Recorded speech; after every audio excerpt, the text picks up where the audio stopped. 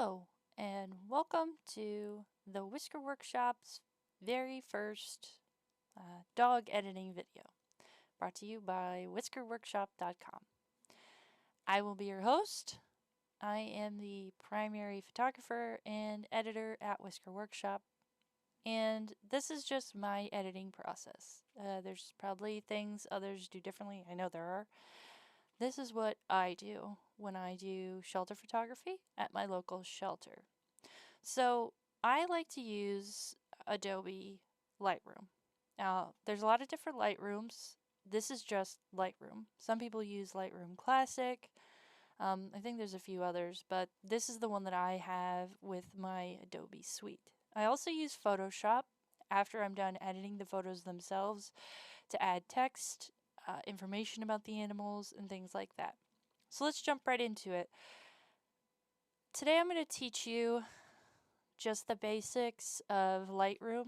The best thing you can do when you're editing, in my opinion, dogs at a shelter. So you can see down here, I've got all these photos I've done at the shelter last week, and I've decided to show you this one, and I'll tell you why. So when you click the photo, you can zoom in and you can see that the eyes are in focus, and other things are a little bit blurrier.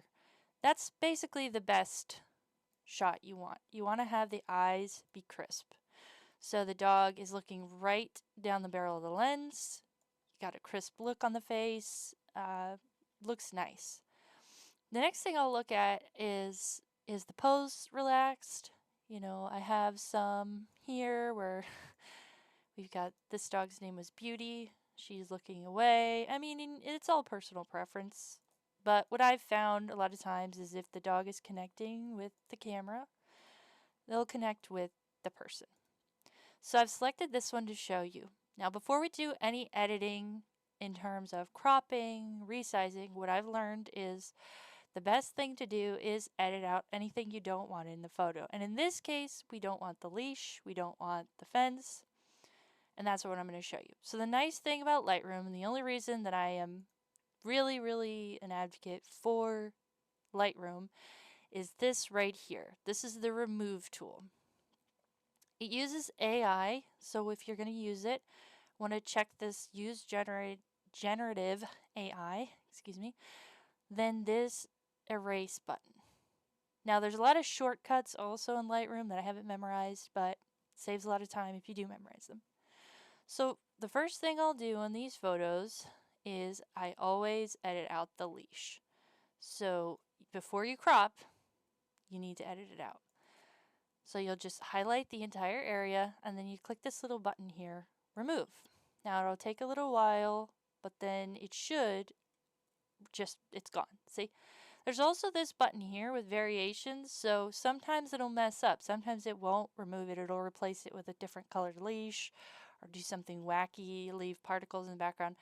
If you don't like it, you can click next variation and you can see it changes very slightly. Gives you some options. If you don't like the 3 options, you just click this button again and it'll redo it for you. But first option looks fine to me. So now what I do is I'll move on to the fence posts. I want to do them one at a time. You could do them separately. You didn't used to be able to do this, but I like doing them one at a time. Just, I don't know. It's a preference. So we're going to get rid of the left one. Now see, that's what I mean. Sometimes it won't remove things. But there you go. On the 3rd try, it did it. So we're going to do the middle. And I know I could zoom in and do this really precisely, but honestly, it's okay sometimes to overlap. Otherwise, it won't remove it like you just saw. So we're going to click remove. And we'll zoom in later to see how it looks, but for now. So there we go. That's out of there. Don't even need to try again. I'm going to do this last fence post. And I'm going to do the cross with it. Anything that's touching the fence post, you're going to want to do it at the same time. So remove. And voila! Now, what you want to do, if you were to zoom in here, you can still see the remnants of the fence because, we haven't done anything with that. Well, what I like to do is go over all the place where you can very clearly see a fence, get as close to the dog as you can without touching them because you don't want to lose the fur in this shot. Try to get about as much of it as you can. It might look like, oh no, what's going to happen here? Usually what happens is it will just remove the fence particles. Let me see if anything, I kind of like this one. We'll go with that one. And you can see here, the fence is gone. If you look over here, you can see the chain link. Here now the fence is gone. So I'll zoom out. I'll just repeat the process on the other side. Now the goal here is to make it not look uncanny, but also to take distractions away from the dog. Let's do the best that we can. That looks pretty good. If you go too close, what you can do is the subtract button. Sometimes I'll use that, like I'll just clean up the side a little bit here. Just, you click that and then you can kind of shave off where you might have gone over the dog. Try not to use it too much, just go with, my gut. So now we'll remove. And again, it's not always perfect, this AI tool. Sometimes I'll have to do this 2 and 3 times.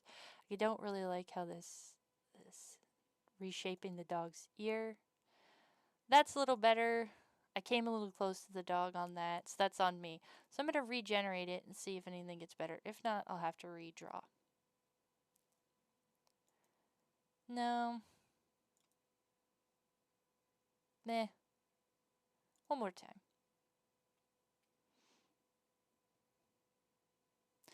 Alright, so, so that one's not so bad. We'll go with that. So now that you've gotten rid of the fence, and you can be more finicky than I was with it, you can look back at what you did by clicking this button down here on the bottom right. It'll show you before and after. So it's looking good so far to me. Now what I want to do is go here to this crop button. We're going to go, and what I like to do is make the eyes kind of even. Then you know that your picture is straight. If not, you can look at the horizon. Depends on what the dog is doing in the photo. Also, you want to resize photos where the dog's eyes and face are in the 3rd quarter. There's a name for this, but I didn't go to photography class, so I've just seen YouTube videos about it. Make sure that your subject's face is in a corner, not dead center all the time. It's very rare that in a portrait you will put someone dead center.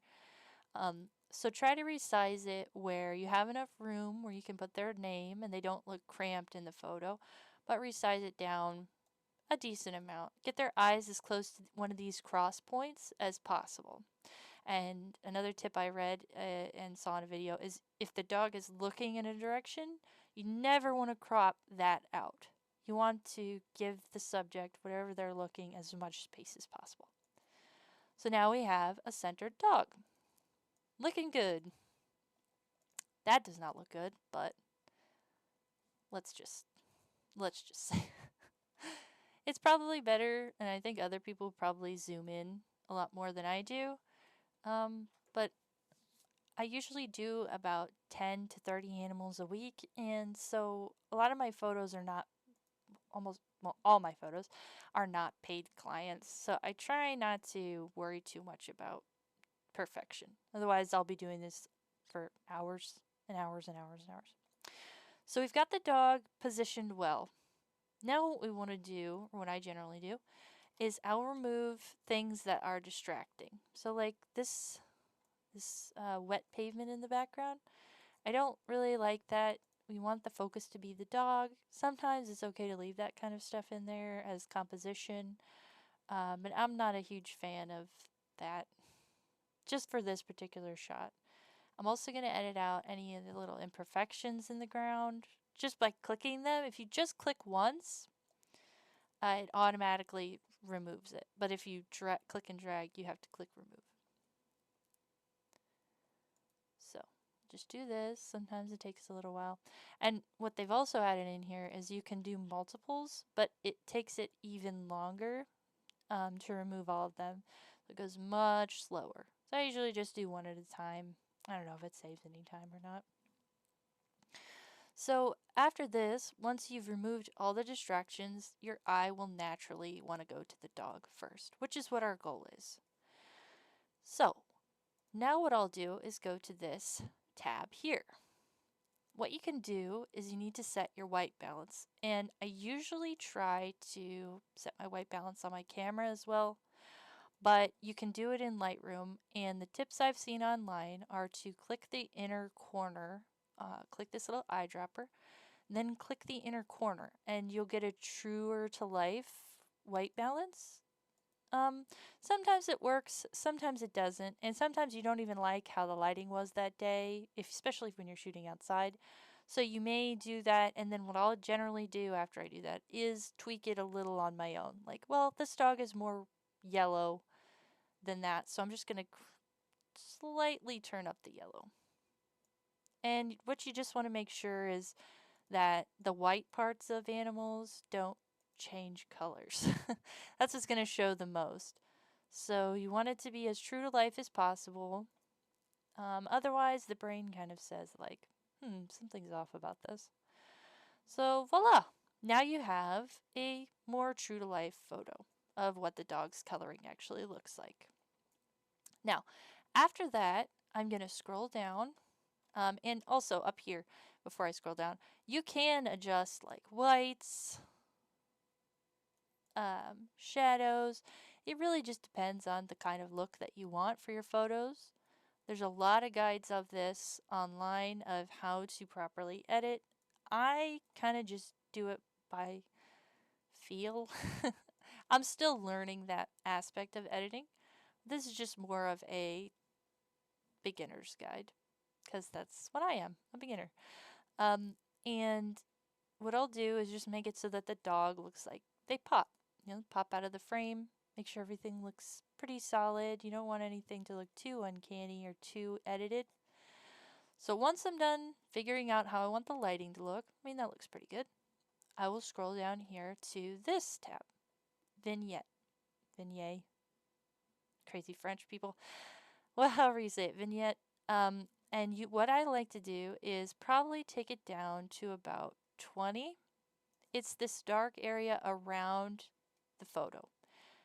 Sometimes I'll take it down even darker, like this, because you want all the focus to be on the dog. If you turn the vignette way down, the vignette, whatever, then your eye is naturally drawn to the dog. There we go. This is where we're at right now. Also, now that I'm looking at the dog, I'm feeling like he is not orange enough. There we go. I need to turn the purple up a little more. There we go. That's getting better. Yeah, I like that. All right, so the vignette is dark enough where we're getting some draw to the center, draw on the dog. And I think that's probably good for this photo. It was pretty bright outside when I did these shots, so a little bit will go a long way. But I am going to crank it up a little bit just because it's such a pretty dog. And I want more eyes in the center. You can also go the opposite way if you want to do like this frosted looking effect, which I think is cool, especially on winter shots. But mainly I will always do it negative. So now, the next step is masks. Masks are really, really neat. And in Lightroom, they give you a lot of options. So say the dog looks good, but the background is not the color you want, or you want to change the background. The AI on Lightroom will automatically find the dog in the photo. Just by clicking background, it'll detect what the dog is, and it's usually almost, I would say 95% of the time, it's pretty good. Now you can see in this, parts of the dog are, if I shut this off, you can see the black part of the dog, it thinks is a shadow, so it didn't do such a good job this time. So maybe it's more like 80%, but it is good for color correcting if you want the background to be darker or lighter, but you don't want the subject to be. I usually don't do this unless something is off and I did something wrong. I just want everything to kind of be as true to life as possible. Also, you can just do the subject, But again, that's really if you want to just change what you're looking at there. So the first thing I'm going to show you is radial gradients. These are going to be your best friend. So what you'll do, you can just click R on your keyboard and then you'll get this tool. What I usually do is put one on the dog here, right on this face. I will put the exposure up a little bit just to draw the attention to the dog's face. So I usually do around 20. Then I might take the saturation up just a little bit, again, just on the dog's face, just to draw your eye there, because this is what we want people to look at. We want them to fall in love with this dog. And then the clarity. Now clarity, the other nice thing about Lightroom is you can click on different things and it'll usually tell you what they're for when you hover over them. So clarity, and it went away. Oh, there it is. Changes the contrast around the edges of the object in your photo. What I really like about it is it makes things very crisp. So I'll usually turn it up again to around 20 on places I want people to really look at, just to give it a really crispy look. Now, what you can do here is you can duplicate and then invert this mask. I should have done this before this. But basically what it does is it gives you an opposite effect. Oh, I guess it doesn't matter if I did it before. Yay! So when I do this mask, I have this, you can see, here's the radial, or now I've done it. All right, here's the radial gradient. You can see the outline of it here. When you right click and do duplicate and invert, it will give you the exact opposite. So the outside, not the dog, not the face. So this part, what we're going to do is stop that. What we're going to do there is we're going to turn the exposure down a little bit, again, to draw the eye where we want people to look, which is the dog. And you can make this a little bit bigger, maybe turn it a little slightly so you get the front of the dog. It's really up to your personal preference. Usually I just try to keep it exactly the same. Sometimes I'll turn it. What I also like to do is turn down the sharpness. That will blur the background, the feet, everything more. Again, the goal is just look at this dog. Isn't it cute? So now that you've got those two done, what I'm going to do is zoom into the dog's eyes. These are the most important part, I think, of portrait photography is the eyes.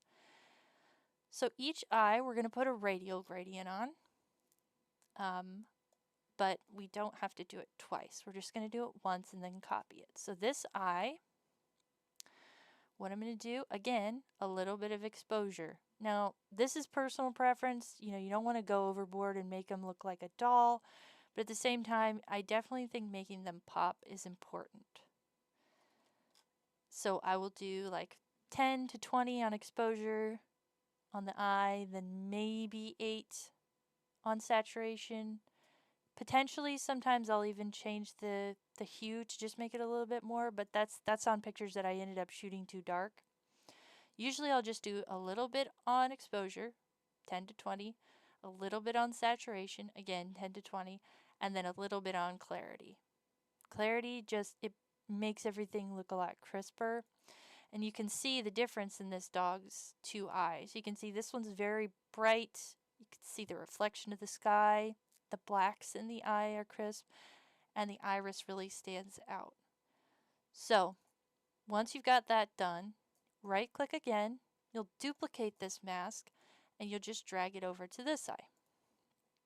Now we'll zoom out, and this eye, sorry, this eye here is darker, and that's because the light is coming from this direction, which is okay. It is okay for the eyes to be two different colors, but if it's dramatically different colored, it might be okay to bump the exposure a little bit up in this eye, a little more. I don't know. That's just a preference. And then again, you can turn the black down. You can turn the white up a little just to make it more balanced looking. But essentially, it's going to look that the eyes are two different colors. So that's just how it's going to look. I'll correct that sometimes, but it doesn't really need to be corrected because you can just tell like the sun is hitting him from this side. So now that you've got all that done, that's pretty much all that I use on masking. I mean, you can really go ham with the masks. I'll usually do one on the face, one inverted, and one for each eye. You can do whatever you feel like is necessary, but that's basically what I do. The last step I want to show you before we save this, because this is pretty much done, is presets. You can make your own presets by clicking on this filter, preset filters, under yours. You would click this plus sign. And here you can name it for, outside dog tutorial. And here you can decide what it saves. Masking will save the masks. It's kind of wonky though because every dog is different. So you'll have to move the masks around. It's not perfect, but it does save you a few steps to make your workflow go a little faster. So I usually save masking just to save time, move the masks around depending on the dog. And then you would save it and it's in your, I have a lot of masks. But let's see, where is it? Outdoor dogs tutorial. So it's right here. And once you have it saved, you'll just say we go on to the next one. If you wanted to, after you did all the editing, you would just select it and see that it would just be done. And then you would go to the masks and you would move them around as you needed. See, it kind of stretches them out, kind of doesn't do it perfectly, but it will save you time. It puts the eyes in random places. But yeah, it'll save you a little bit of time. So here's the finished product of the picture we just did. Here's the before, and here's the after. And that's how I edit my pet photos in Lightroom. I'll probably do another video on putting the text on the photos, but for most of this is basically it. Cats I do a little differently because I'm usually using flash photography, but for now, this is how I do outdoor photography with dogs. Once you're done, you will export, which is what I do, and here you'll have different options. You can save it as any of these files. I usually do JPEG. I will usually do 1020 alongside, which shrinks it down for screens. It doesn't need, this is the actual size. If it was to just be full size, this picture would be massive. And it's just not necessary because it's just going to be posted on Facebook. But this is how big the picture would actually be. So if I was doing like portraits to sell, I would do it full size, or if someone was going to use it for a poster or something, full size. But custom is fine. It'll save room on your computer and upload faster. You can also put your own watermark on here, which I don't usually do, but it is an option. And you can change the watermark as you see fit. This is my watermark. If you want to, you can make it, really big. You can make it more solid color. Put it anywhere on the photo, but I just don't. I've been kind of figuring out myself as a photographer, and I wasn't comfortable having a website until recently. So that's all preference. But for now, we'll just keep the watermark off. And then I will name this Beauty, because that's the name. I'll do Beauty 2. And you decide where you want to put this when you export it. That's where you'll pick the file and all that. And this is all customizable. You do whatever you need to do there. But that's basically it. So I hope this has helped. If you have any questions, or you don't like the way I did something, or you do like the way I did something, comment below, like and subscribe if you want to see more tutorials. I've never done anything like this and I was pretty nervous, but if it can encourage even just one person to give this a try, yeah, it's all worth it because we are responsible for helping these animals find homes. We're the ones who made this mess, and it's up to humans to help get it out of the mess.